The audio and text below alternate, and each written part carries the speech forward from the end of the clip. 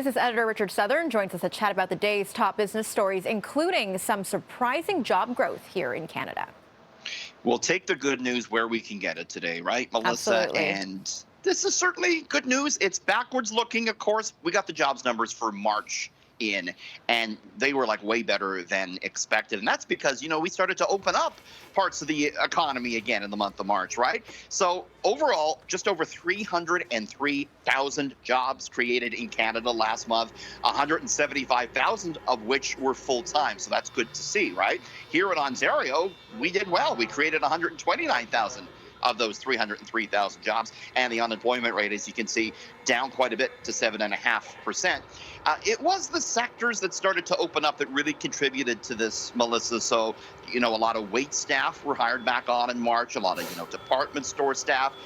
And we know what's happened here in April. Those sectors have closed down again. So when we get the April numbers in, they're not going to look good. However, what this proves, Melissa, is that when the economy does reopen and when we get past this pandemic in the next few months, the economy should come roaring back. That's what this is pointing towards. That's good to hear. Now, with a new stay-at-home order in effect once again, one grocery store is bringing back pandemic pay upgrades for its employees. Yeah, Longo's is out today saying it's going to give its frontline full-time employees a $2 an hour wage increase, and it will keep it at that level, it says, throughout the stay-at-home order, which, as we know, is in place for at least a month here in Ontario.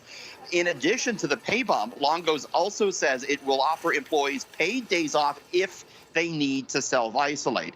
Canada's other grocery chains, Loblaws and Metro, they increased worker wages at the beginning of the pandemic last year, but withdrew that a few months later and did face some criticism. But there's Longo's with the pay bump, and we appreciate the grocery store workers. I go to my grocery store and they love City News, and they're always asking for everyone at City News. So big shout out, of course, to the grocery store workers, Melissa. Such good news to hear as well. They're working incredibly hard throughout this pandemic. Yeah.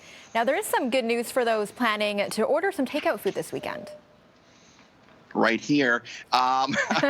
Ketchup. We were talking earlier in the week, Melissa. I'm sure you were watching ketchup packets. You couldn't find them apparently in the States. Big run on them because of all the takeout and delivery that was going on, and at restaurants as well. They didn't want to put the bottle on the table because everyone touches it, so they use the packets instead. I reached out to Kraft Canada and to say, hey, is this an issue here? Kraft Canada tells me demand for ketchup packets in this country is up, but there is no shortage. So some condiment calm for you, Melissa. No ketchup shortage in Canada. I have more on this story because, this is very important news to me when we're talking about ketchup. There's a QR code at the bottom left-hand corner of your screen. If you open up the camera on your phone, you point it at it, you can read the full ketchup story. Aren't you relieved that there's no shortage of ketchup? Honestly, I really am. I can't have French fries without ketchup, right? Exactly. Come on.